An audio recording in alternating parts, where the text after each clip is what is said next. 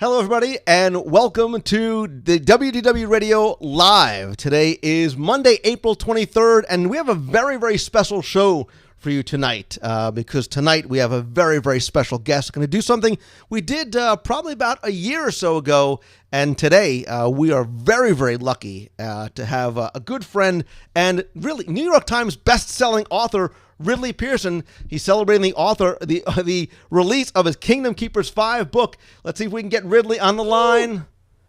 Ridley Pearson, welcome to the show. I should say welcome back. It's so great to be back, Lou. This is a fun thing for me. I always look forward to it. Well, we are... I'm shutting down a lot of programs so that I give you my best bandwidth, Lou. I'll have you know, for WDW Radio, I only give the best bandwidth. Well, thank you. While you're shutting down your programs, we've done this a few times, actually. I remember the first time we spoke, we did a video chat. You were actually living in China. This was probably, 2008, 2007, somewhere around there. Exactly, 2008, yep. And I think it was probably, now I don't remember what year the books came out, but you see, I'm a fan first, Ridley Pearson. I've got my Kingdom Keepers book, so it must have been either the first or second Kingdom Keepers book. We chatted, and you've been so gracious to come on the show a couple times. We've done some videos, we've done some chats, and tonight, a lot of people who are watching live in the box are very, very excited because they, of course, are huge fans of Kingdom Keepers. Came out on April 3rd, and so I want to ask very quickly, people in the box, who in the box that's watching, and they're giving you lots of love already if you're watching the chat. I love you, everybody. The #1 Kingdom Keepers fan. Jonah is saying, Ridley, Ridley. They're chanting your name, Ridley. It's like a rock concert. You are a rock star. Who in the box was there April 3rd, either at the brick and mortar bookstore or at your mailbox getting your copy of Kingdom Keepers 5? I was actually lucky enough to get mine before. I got it before. I got it from you, a copy of Kingdom Keepers 5 during the special sneak preview at the World of Disney store. Right. Once Upon a Toy in downtown Disney. And Jen is here, my assistant, so there's at least 3 of us that were there.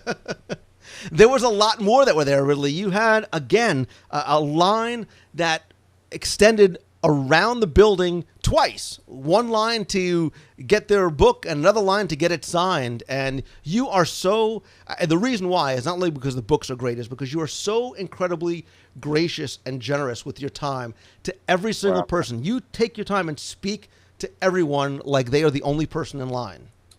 Well, we have a lot of fun, and I'm so grateful when people come to these events. I can't tell you, because they've got other things to do, better things to do with their time. So when they come to any of my appearances or signings, it just means so much to me. I mean, I know that probably sounds like I say that every time, but I do say it every time because it does. It touches you because, you put all this effort into writing these things, and the only way it works is if somebody reads it. You can put in all this energy, but the only way that energy goes anywhere is if somebody actually picks up the book and reads it. So meeting people who read it and are enthusiastic about the series, as enthusiastic as I am, just gives me all sorts of energy to come lock myself in this little room where I am today and work on the next. Is that where is that where we are? Is that where the magic happens right now? Is that where you sort of... Well, yeah, I've been kind of bumped out of the room that we were in last year. I got moved out of my own room in my own place. So instead of being in my study where I've worked for a couple of years, I'm in sort of a closet upstairs, and this is where I do it. In fact, maybe as it goes on here today, maybe I can find a little piece of Kingdom Keepers 6 and I can read it. I know I did that last time. I'll work on that here. Yeah, and we'll talk about some of the surprises that you put in Kingdom Keepers 5 that you teased us with last time, and a lot of people in the box were very surprised and excited, and some people said in the chat that they literally yelled out loud when they read page 188. And I'm one of them. And should I read that now, Lou? And this is your show, Ridley. However, we can either take questions. You want to read a little bit from Why don't you maybe read a little bit from Kingdom Keepers 5 for those who those few people that probably don't have the book. This is just a little bit about somebody they may know, Lou. Finn donned a pair of headphones. Suddenly there was a deafening voice. "This is Lou Mongello, calling for the Dream Radio studio." Philby spoke to Finn. Lou Mongello runs WDW Radio on the web. Wayne used his station as the go-between to make the contact with us. Less chance of being discovered. Basically, it's like this. Wayne will pretend to be interviewing you for Lou's show. Got it. Why did Philby know all this stuff? You may need to ask questions as well. Sure. This is the studio, Philby said into a microphone. We've got you, Lou. Ready for the interview, Lou Mongello said. And on it goes. You're immortalized, Lou. I am eternally grateful for that. And somebody in the box says I'm giddy as a schoolgirl. I am. I don't know. I just think that's really cool. And I'm grateful you did that. Somebody, Disney Freak 1524, said he actually read that chapter, I guess, aloud out in school today for something. So people who are very much part of the WDW Radio family were very grateful to see that as well. Now, for those of you who got on early, I started dinner early downstairs, and at the moment it smells as if it's burning. Maybe you can go remind her there is asparagus in the broiler, because I think we just turned it into charcoal. Well, yeah, we had a master class with Iron Chef Ridley Pearson first. I'm a little concerned. My nose is picking up carbon. Listen, if you need any help, I can go out and pick us up a pizza, because that's the extent of my cooking. But listen, they're here not to hear what an incredibly poor cook I am, but they're here to do some Q&A with you. And what we did was you actually you put out and you invited people to send in some of their questions ahead of time that we could answer on the show. And maybe if we have time, we'll take some live questions from people who are watching in the box. How's that? Yeah. You tell me what we're doing. I don't know what we're doing. All right, let's go ahead. Let's get right into some of the questions, and we'll chat along the way. Yeah. And if you need to fix the pork chops, we can do that as well too. No, the pork chops are fine. I'm trying to find. Here I'm getting it. I'm getting it, man. I got to find out. I got to find what to read you. Go ahead. What do you want to say, Lou? All right. So some of the people who are watching live are actually some of the people who sent in multiple questions. And so the first question we have for you, Ridley, is why did you decide to add so many new characters? For example, Story Ming and the Volunteer Keepers. Do you think it distracts at all from the focus of the book? You know, I kind of think of it, for one thing, sometimes these books basically write themselves as much as we want to steer them as authors. I know that sounds kind of snooty, but it really does happen. And from the very beginning, the world of the Overtakers and the world of the Kingdom Keepers has been expanding. And I think one way to look at it is kind of like a sports team, because basketball's so big right now, and even baseball's big right now. But on a sports team, the starting lineup can't handle the whole game. In basketball, you've got to bring in the bench. They call it the bench.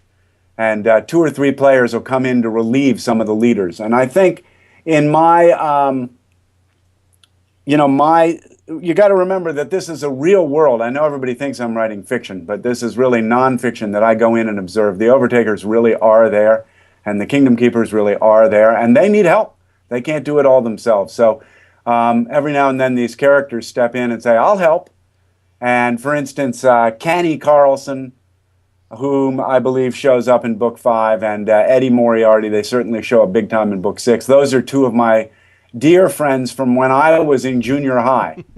Eddie Morrissey came in our 9th grade year, and which was the 3rd of the year. We did 7, 8, and 9 in our junior high school, unlike 6, 7, 8 now. And Eddie Morrissey was the best-looking kid. He's still a disgustingly good-looking adult. And so he got all the girls right away. This school was about 1,500 kids. And I was running at the time for president of the school, because I'd been vice president of the school. And so I was really bound and determined to win. And of course, immediately in the primaries, Eddie Morrissey wins and breaks my heart. I'm not even in the election. I'm already out. So I became, in what I can only think of as a brilliant move, I became Eddie Morrissey's campaign manager. And we got him elected.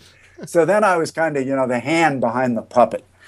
But so these characters are very real to me. And when Wayne calls this meeting above a restaurant in Frontierland or that area, lo and behold, these guys show up. And it's sometimes nothing that I plan, but I hope that it doesn't diminish from your love of the 5 central characters, because they are the 5 central characters, but they can't do it all alone. Well, and I think you made a point about the characters being very real too. I think they are very real to the people who read too. So the people in the chat are saying, I want to be a kingdom keeper. I want to be a volunteer keeper somehow. So it very much, I think, helps to create a much more layered, immersive environment for those people to sort of dig deeper in as well too.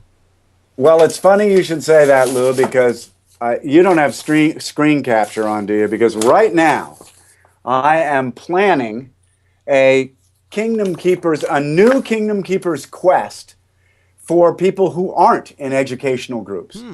The educational one is going so well that they're expanding it to the animal kingdom. I'm going to start writing that one. And then we've decided to make it available to families and individuals. So like your person on your box said, you can go in and actually be a Kingdom Keeper, solve a puzzle that Wayne put in, and discover stuff around the park. So I'm actually working on that right now because I want to be a Kingdom Keeper too. Most of all, I want to be a hologram. And I don't know if anybody saw the link I posted earlier in the week. I know some of the people responded, but it looks to me as if the technology has already caught up with my books that were started 7 years ago. And they now are able to project technological holograms onto rock and roll stages. And you can have these legends of rock and roll come out and look perfectly real in 3D.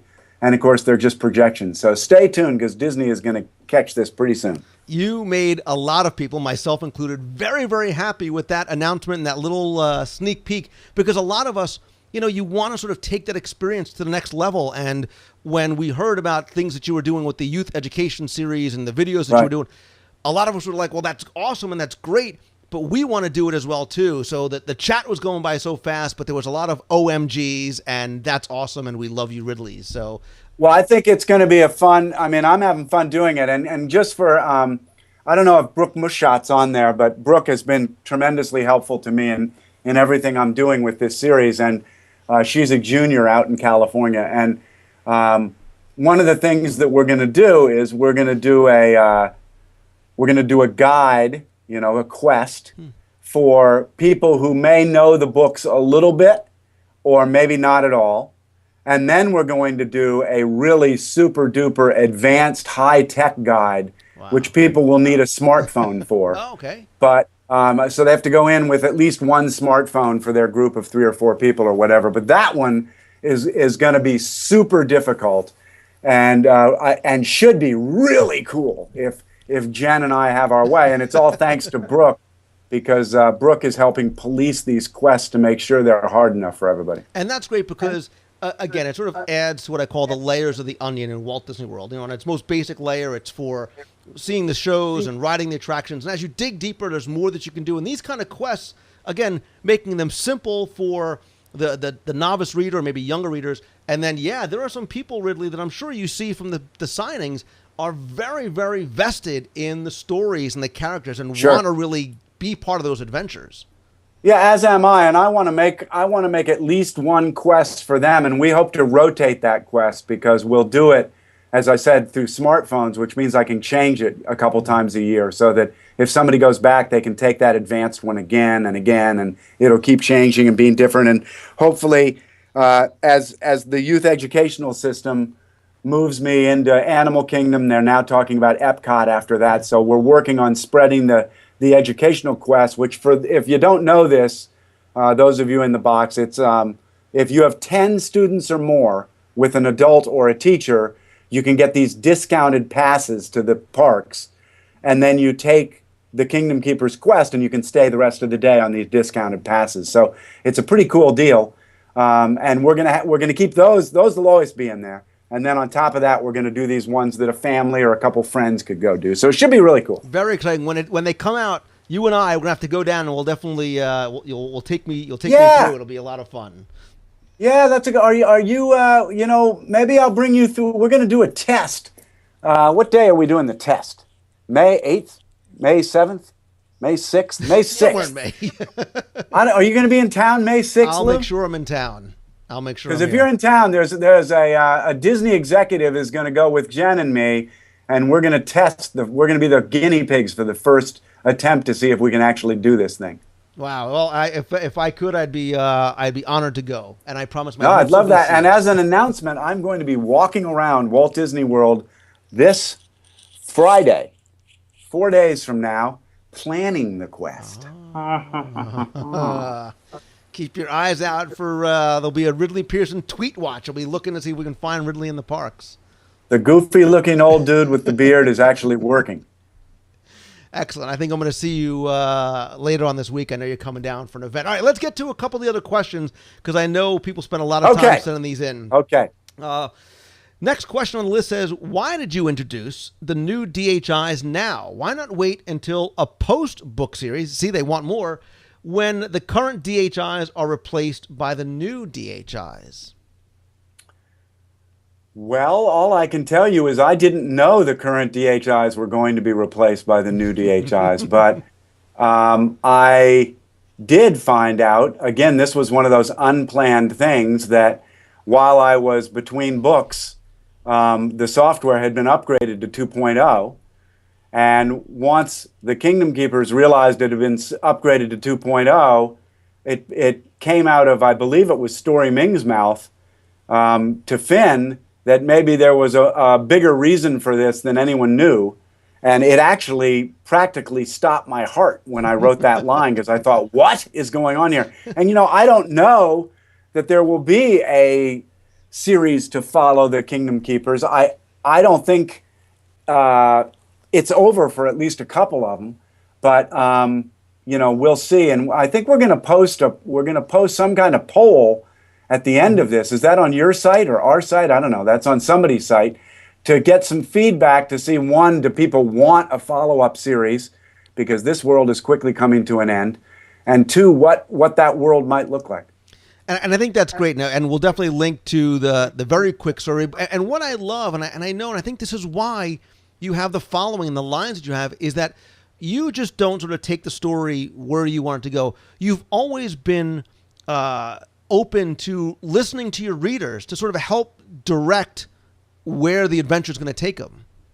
Well, I sure hope so. I mean, people like Brooke have helped us so much with this series, and the thing is that these stories are so real to me. I hope they are to readers, but I never quite know where they're going to go. And I'm a big outliner, as you may or may not know, Lou, but I can outline these all I want. I mean, I do.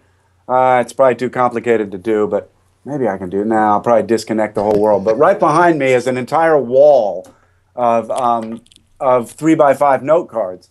And, I try to know where these books are going to go, but these characters are so alive for me that it changes on a regular basis. And I have a meeting with a really high-tech internet group the first week in June to still discuss if there might be any way that readers, like the people that are now in the box, could actually jump in on a weekly or bi-weekly basis and in a way help steer where Book 7 goes. So I'm so appreciative of my readers for these things that I hope we can do this as a team. Yeah, and I think that's something that's incredibly unique and incredible, and it's got to be fun for you because they may, whether it's a 9-year-old girl or a 43-year-old guy, may take things in a direction that you might not have considered before. Absolutely, that's what's so fun about this. As do the characters. I mean, 2.0 wasn't something that was up on a 3x5 card on my wall. This relatively obscure character comes on and says, you've been upgraded. It's like going into first class on an airplane or something. Oh, really? That's interesting. I wonder. And then I went, oh, yeah, what could that mean? We get rid of the blue lines. We get all this ability that was just being hinted at early, and it got very exciting for me. Yeah, and just sort of takes you down a whole nother path. Let's get one more question here. It says, I like how you put Maybeck's artistic side in the books. Will you be maybe seeing more of that and exploring maybe more of the artistic side of Maybeck? Well, yeah, and I think just in general, the kids being the Kingdom Keepers, have a lot of talents that are mentioned throughout the books. And, sometimes like Charlene's athletic prowess is mentioned, and then Maybeck will be also athletic. But in fact, Maybeck has this side of him. We know from when he's at Jellies, that he's got this, but we may not see it at work in the group. And I think what's fun about the Kingdom Keepers for me is I come from a background of playing rock and roll, and I come from a background of writing books, and rock and roll and books are collaborative efforts, as is exemplified by my work with Dave Barry, where we co-write Peter and the Starcatchers and now a new trilogy that we're starting next week. And I just think that groups work better than individuals. So I like to see in the Kingdom Keepers that these guys have different and unusual talents, and that, at one moment it may be really important that Charlene can scale a wall, but it may be equally as important that Maybeck knows something about art or architecture, or Finn may know something about music, or, Willa seems to know something about everything. So, it's this ability to bring group solutions to problems. So, and to that point about the kids and their talents, another question says, how did Finn dream the future? Is it a fairly, or was it a spell, or was it something else? Heck if I know, Lou. No, I do happen to know, but if they read back in just a few pages before that, they'll get a little hint of that. But, in Peter and the Starcatchers, Peter gets too close to the star stuff. And in Shell Game, Finn gets a little too close to some other stuff. And this guy is becoming Spider-Man here right before our eyes.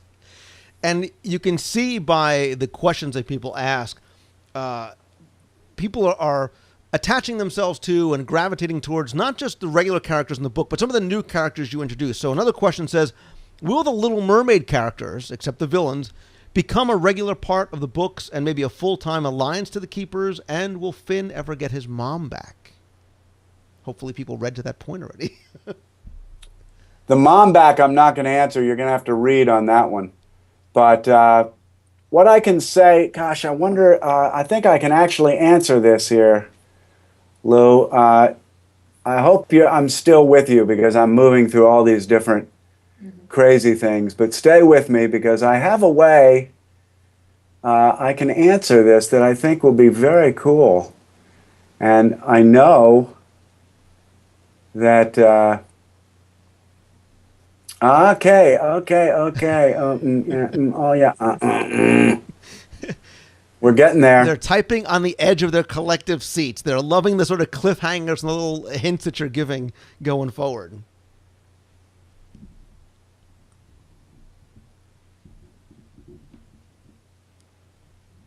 Moments later, this is from Chapter 6 of Kingdom Keepers 6. Moments later, the four characters climb the steps to beneath the sorcerer's cap. So you probably know where we are. Willow, Ariel called out. The mermaid had come to Willow's rescue not long ago, and the two had struck up a friendship. Hoping this wasn't a maleficent trap, Finn held the others in shadow and stepped out himself, moving away from his group. So up on that platform beneath the sorcerer's cap in Disney Hollywood Studios, there are some Kingdom Keepers hiding here. If things got nasty, hopefully they could take off or at least get a step ahead of the enemy. She's not here, Finn said. I'm her friend. Finnegan, Ariel said. He smiled at her using his proper name. That's me. We owe a great debt to you and the others, Ariel said. Willa had told the Keepers of Ariel's impressive knowledge of their efforts to keep the magic alive, of the sense of debt she and other characters felt toward them. He'd had an experience with Minnie, but not the time to talk. It's the other way around, Finn said. Anyone who ever comes to these parks, practically worships you guys. Guys? Ariel said curiously. He felt like a diplomat or an ambassador from a court long ago. He chose his words carefully and tried to speak respectfully, not quite believing he was talking to the real Ariel, not somebody dressed in costume, not somebody instructed how to play Ariel, but an actual mermaid, a beautiful one at that. His voice cracked as he spoke, belying his awe. Now, I will tell you that I can tell by watching the chat, people were either, they just stopped typing to listen, or just were typing KK6, KK6, KK6, because they're so excited. One of the big questions they're asking, and that was awesome that you shared that with us, giving us some hints as to what's coming.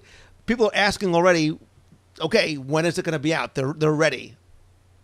Well, it's April of next year because I've got to finish it. But it's fun when I talk to you, Lou, because I can pull out. I don't do this anywhere else, but I can pull out little excerpts, and I hope I'm not putting everybody to sleep. But I love doing that. So really, the answer is that I like any woman who wears a bikini top. So Ariel fits that, and no, I really love Ariel's vibe in all the Disney lore.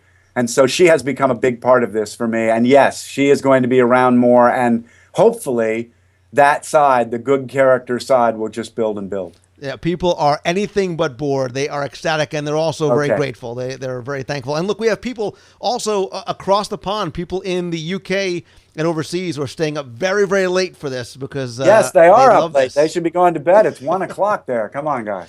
So thank you for being here. A lot of questions about the characters. People really, they're so, like I said, so heavily vested in characters. Somebody said, I was glad to see Wayne active and involved again.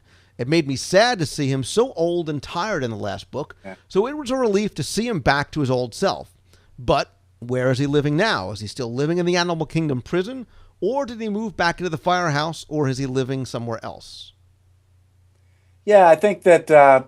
I happen to really love Wayne, and as I'm sure many true Kingdom Keepers know, the real Wayne still works at Splash Mountain, and you can meet him.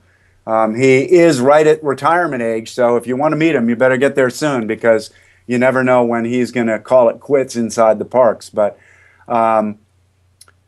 he is he's kind of an ethereal figure. That means somebody who is a little bit vapory. You can't really pin him down. He's so incredible. The way I view him, and I think the keepers view him, is he's so important to the hope of the future that the Kingdom Keepers represent that there's no way he can stay in one place for very long. So I consider him kind of bunker jumping. He moves from one safe house to another. We never know quite where he is, and when he surfaces, it's often by video, because should the overtakers ever get that guy, it would really be a dangerous, dangerous time for everyone. So they've already gotten him once. We'll hope they don't get him again. I'll have to make my way over to Splash Mountain, and that's going to lead to another question. But a number of people who are in the chat are sort of analogizing Wayne to Walt Disney. He said he reminds me of Walt. Is he sort of like the Walt Disney of the Kingdom Keepers? Yeah, he really is, and he's kind of the Obi-Wan Kenobi of the books. I like the Star Wars reference. But yeah, I've heard him be compared to Walt before, and I had not really thought of that. I knew in my heart of hearts, because the guy you will meet in Splash Mountain knew Walt. I knew he knew him. I knew he was an Imagineer and somebody very close to Walt's creative ideas.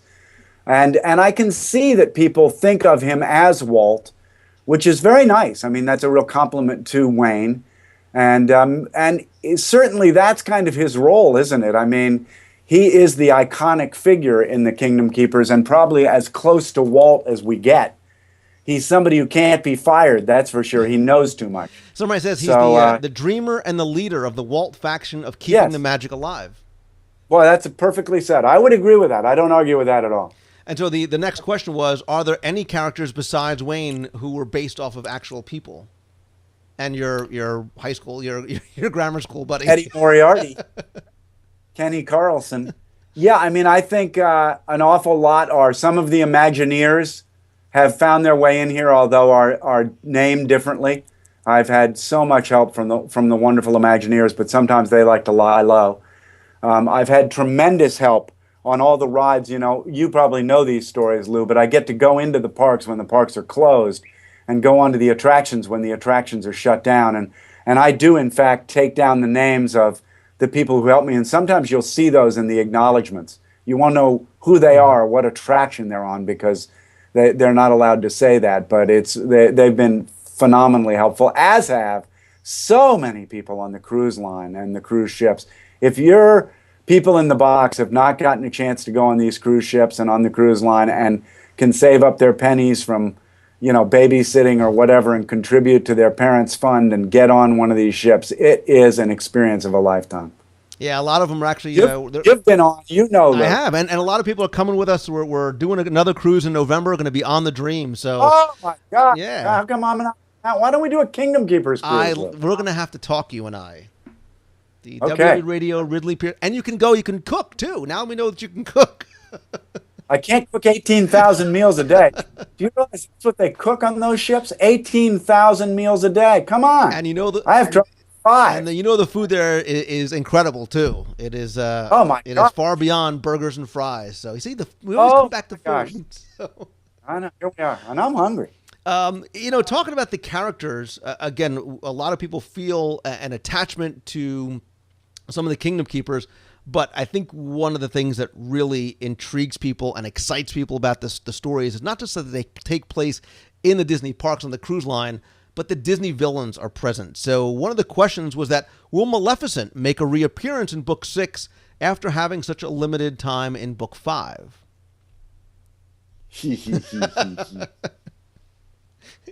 I've come up with an expression which your people in the box may or may not. There's a very common expression: read it and reap. In my case, it's read it and weep. I like so it. Yeah. People are still talking about the cruise. Christy says, imagine the Kingdom Keepers quests we could have on the cruise ship. I agree. Yeah, imagine that. And we are thinking about that, believe me. Let's see. However, if you get on the fantasy, did you take the mystery hunt on the fantasy? It is phenomenal. The Muppet game? Yeah. It's fun. We did the missing puppy ones. It's very, very well done. I mean, really clever. Yeah, and made me sick because it was so good. Like the books, see how I tie it back to the books. Like the Kingdom Keeper series of books, it was one of the things that was originally geared for something for kids to do, and Disney found that so many adults were enjoying it as well. That's why they brought in the Muppets, and I think that's what we see happening with the Kingdom Keeper series. I say this all the time because we always broadcast from your signings in Disney, that so many of the people who are online and who are reading aren't getting the books from their kids. They're adults buying it for themselves. Yes. No, absolutely. And it's really fun because so many adults know about the parks, and so they find these books that talk about the parks or the ships or wherever we might be, and they get as excited as anybody. And that's I take that as a real compliment because, I'm not trying to write kids' books. I'm trying to write fun books.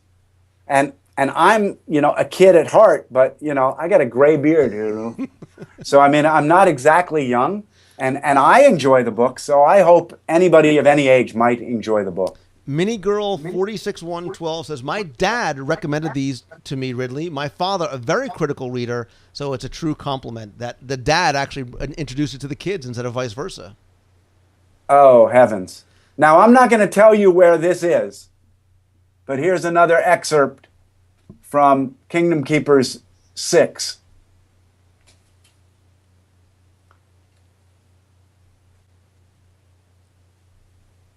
This is from chapter 13.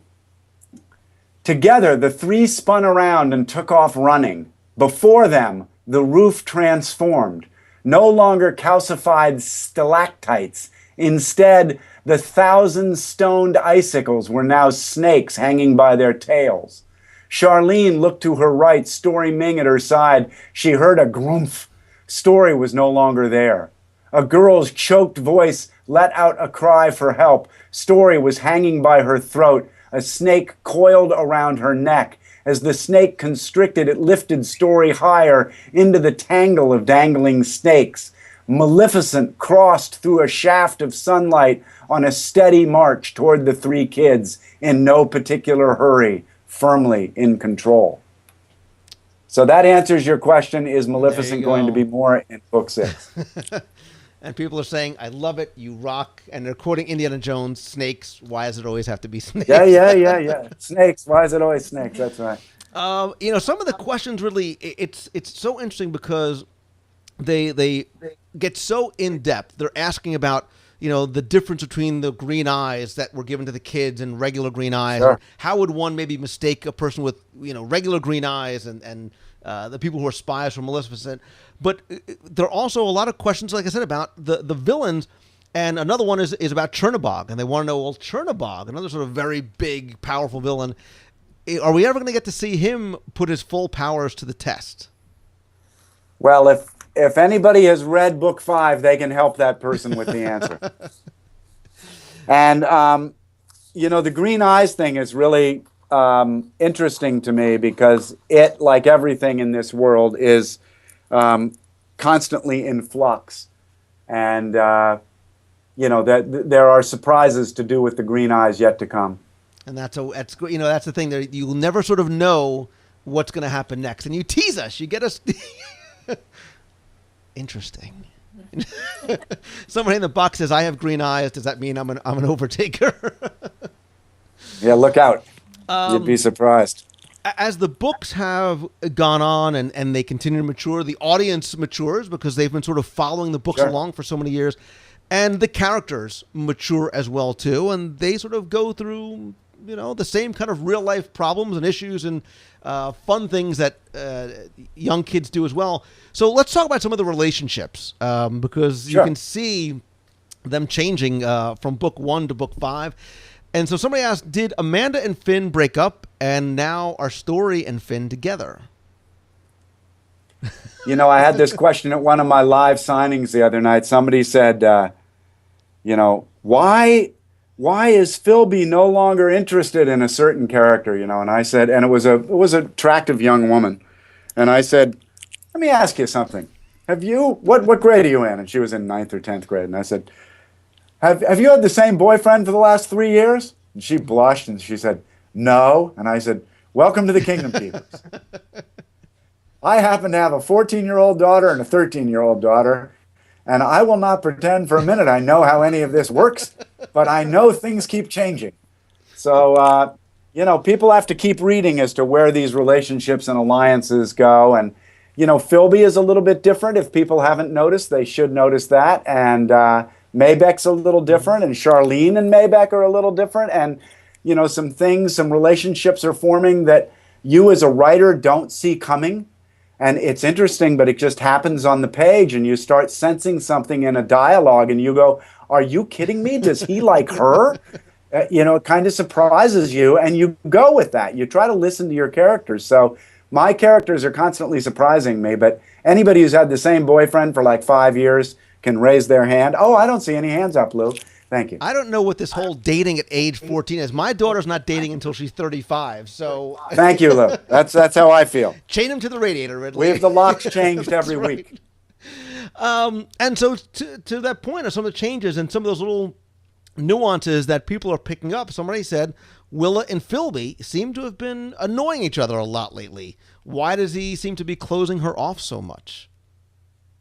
That's the thing. They talk about these characters as if they're real people. Well, these characters are very alive for me, too. Willa and Philby have an interesting thing going because to me, they're kind of stark opposites in some ways, in that Philby's got his little British accent a bit, and he's very, very tech smart. And Willa is maybe not the prettiest flower in the vase, but she's attractive. And I think they are finding that looks don't really matter. It's what you enjoy with somebody that matters, and they enjoy the same things. Mm-hmm. And over a course of time, they've begun to see that. Like, maybe it isn't important that this guy's going to be the next Brad Pitt imitation. But boy, he and I love talking about the same things. And when we do, I feel better afterwards, and I start to like this guy. And so look out. I think Willa and Philby could be a real item here. Yeah. And when you get to be an item at age 13 and 14, that means you immediately hate the other person. Exactly. So, just because there's some friction doesn't mean that there's not sizzle there. Chances that means that she likes you. So, yeah. But exactly. They ask about, that chemistry that... You're blushing. I know. I didn't date till I was 27, so and it wasn't by choice. We're going to see any more chemistry between Charlene and Maybeck, and besides the fact that he has a connection with Amanda, why doesn't Finn enjoy Charlene's company? And so they're paying such close attention to these relationships that are friendly and more than friendly, and maybe getting a little bit more distant. Yeah, and I think it's just an ever-changing world of these guys are in high school now, Things are getting a little more serious in their Kingdom Keepers world. They're getting a lot more serious. The threat to them is bigger and more dangerous and more ever present, as we shall see. And part of this, Lou, is that I have as some of my characters, both my assistants' kids and my own kids, to model my characters off of, and they're getting older every year. Right. And I see the new challenges they're facing, and these are big challenges. And a very cool thing that Jen's son did, this is like, to me, a Philby thing all the way, is that he was in New York on a school trip last week, and they were warned that they were going to be in Times Square a bunch, and there are pickpockets in Times Square. So do not put money in a wallet in your back pocket, because when you get home at night, that wallet won't be there. So check this out. This is so Philby. He immediately, with some friends, found a wallet, and they put a note in it saying, if you stole this wallet, you are being electronically tracked. Then they put the wallet in this kid's back pocket, and he put his money in his front pocket where he held his hand the whole time. They go through Times Square, reaches to his back pocket, the wallet is gone. No. He never felt anything. Wallet gone. And instead of having lost any money, whoever stole it opened it up, and he said it was in really lousy handwriting. It said, "You have stolen this wallet and you are now being electronically tracked." And I'm driving him around in my car, and he said, "I know that guy was throwing that wallet out that minute."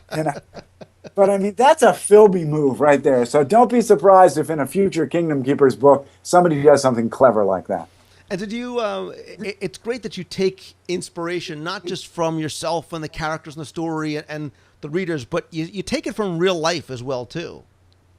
Yeah, that's why we love the emails and the chats we get going online. We love coming on here because now Jen and I will go back and study everything that was said. But ideas are one thing. Writing them into a book is something entirely different. And we can't include every idea, and some ideas I've had for 3 years and haven't worked into a book yet. But we love getting ideas and trying to make this a group effort, because it is going to take a group effort to defeat the Overtakers.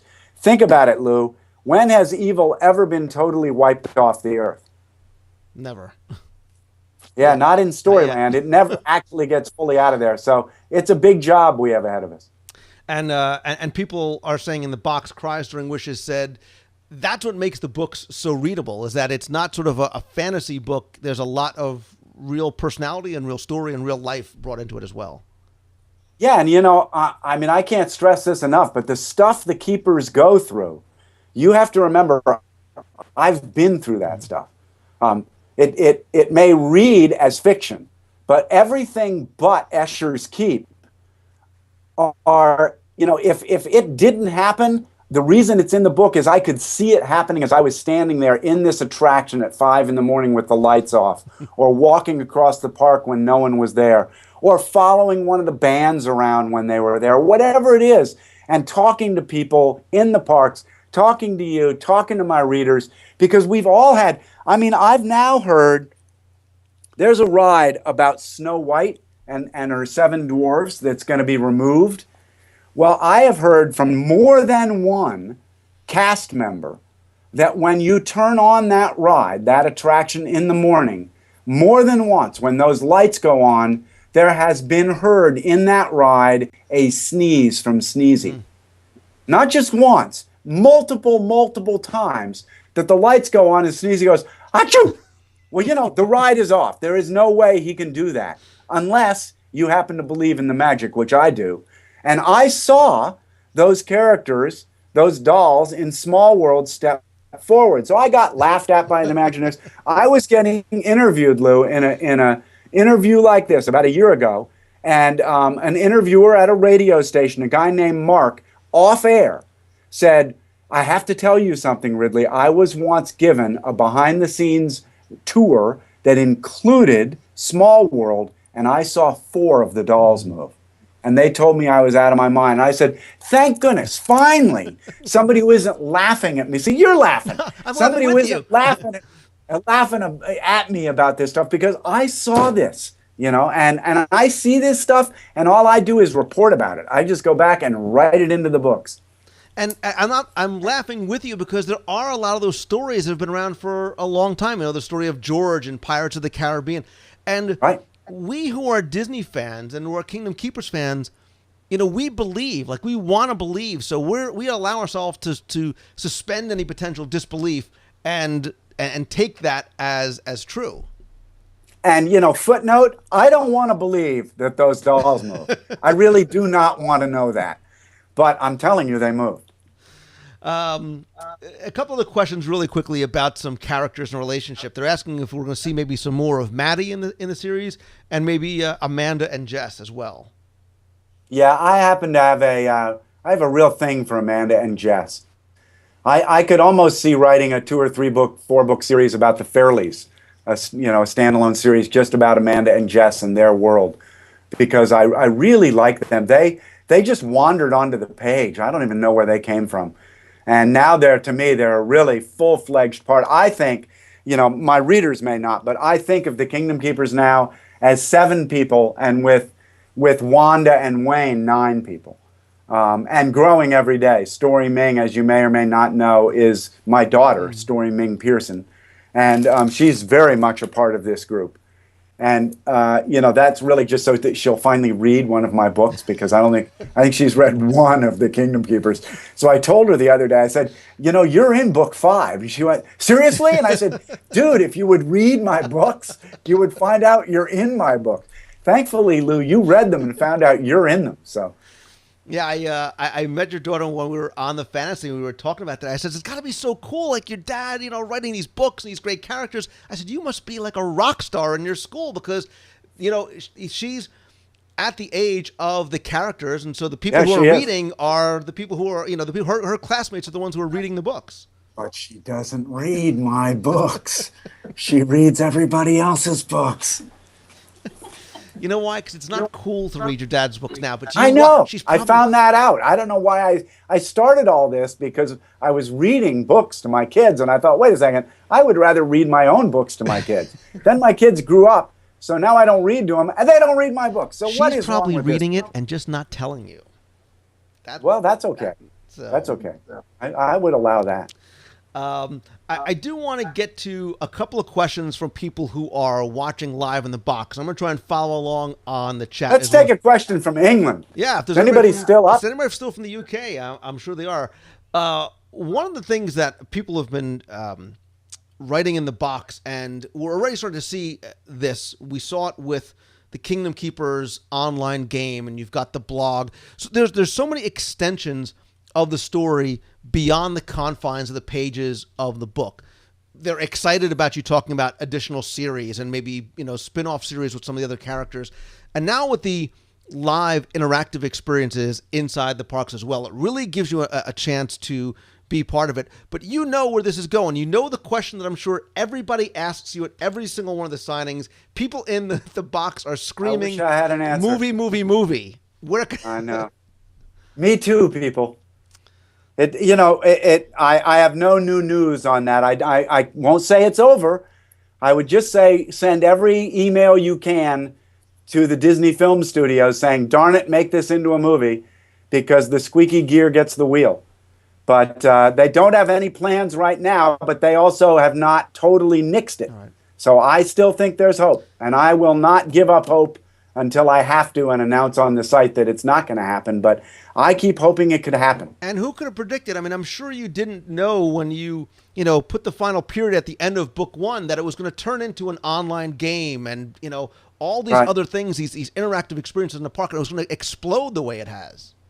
Yeah, we never knew any of this, and, that's why we're so grateful to readers. But this will sound like a cliche or, me selling my own product, but honestly, this is the way these things catch fire. Is if you like the series, you need to tell 5 to 10 friends about it and put a book in their hands and get them hooked and tell them to tell friends. It's the only way this stuff works. 6-7 years ago, when the first Hunger Games came out, it wasn't an instant huge thing. It grows because people talk about it. So I'm serious about this. Talk about the books like you and I are now talking about them, Lou.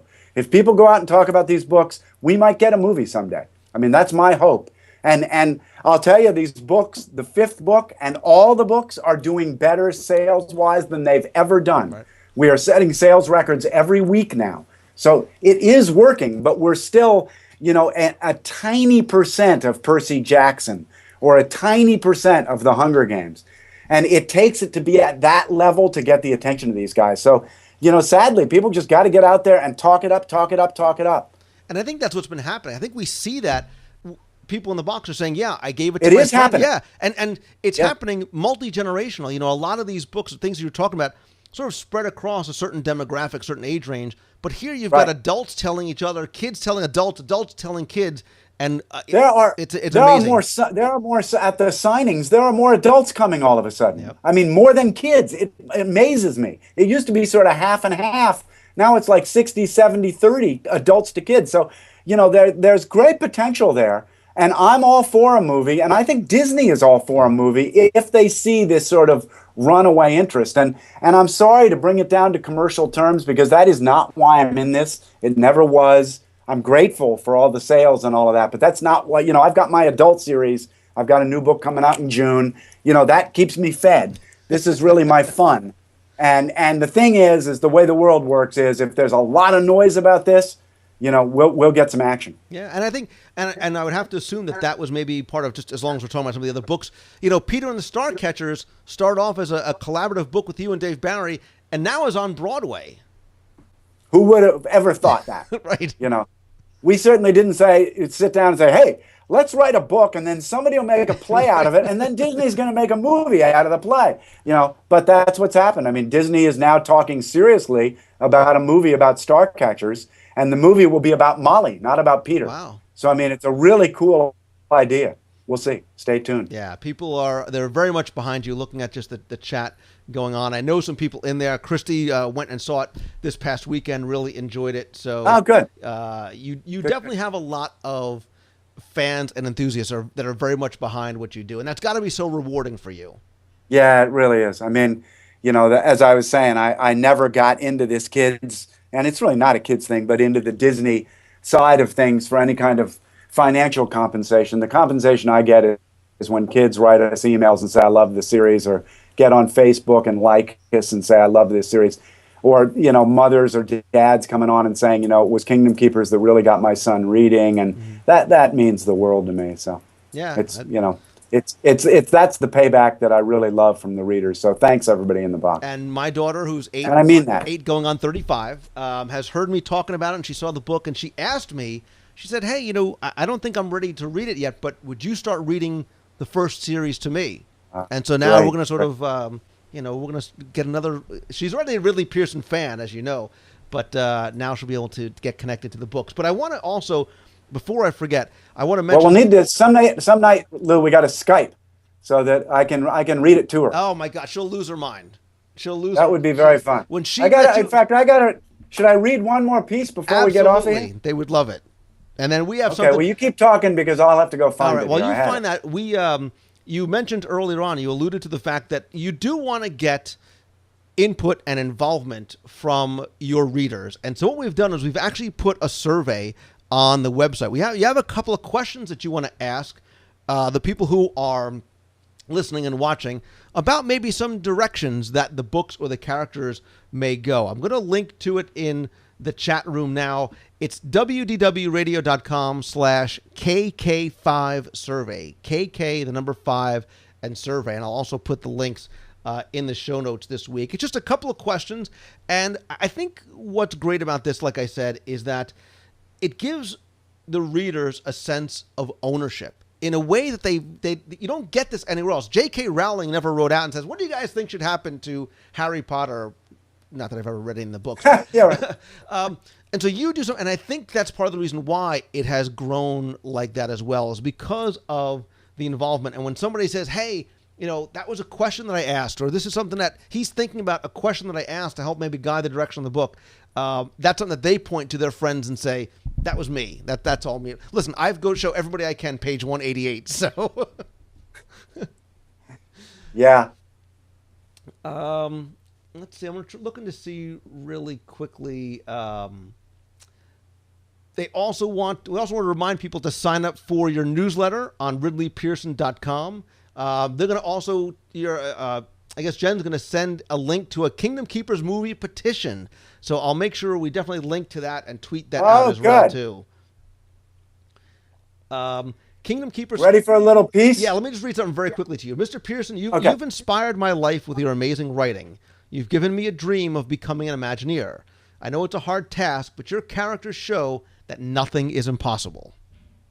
Yeah, nothing is impossible. I'm right behind you. I think it would be really a memorable career, really one of the most wonderful careers. I met a young man the other day who also wanted to, and he said, how do I go about this? And I said, you have to get good grades, and which is, of course, important to anything, but Disney does look at that very carefully. And there is, for those interested, after high school, there is a college intern program.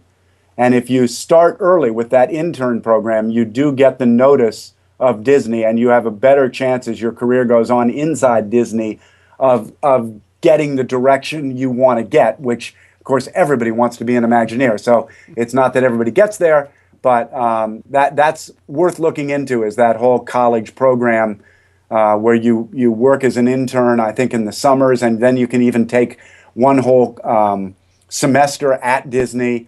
And when you get out of school and you want a job, they're looking at you first because you did that. So it's something worth looking at. I want to read to you one more quick line because the inspiration takes many forms and on many levels. KKMM Fan 1 says, I want Ridley to know that I first didn't like to read, and I started reading Kingdom Keepers, and it changed my life. And there's nothing more powerful you can hear than that. Well, no, that's my favorite thing to read in the world. Thank you for that, whoever wrote that. Well, I'm going to say goodbye, but I want to read something before I do here, Lou. Sure. I'm not going to tell you what chapter this is in. This might answer some stuff. This is from KK6. See if I can figure out when to stop. But the hyena scrambled to its feet and charged up Deck 4's promenade toward the bow. You know where that is, Lou. The two other hyenas trailing. The remaining hyena recovered, shook off its daze, and ran to catch up with the others. Maybeck chased after the hyenas, but, realizing he'd already lost the race, snatched up a shuffleboard paddle, smacked it onto the deck, and broke its U-shaped head from its broomstick-like rod. He hoisted it to shoulder height and launched it like a spear.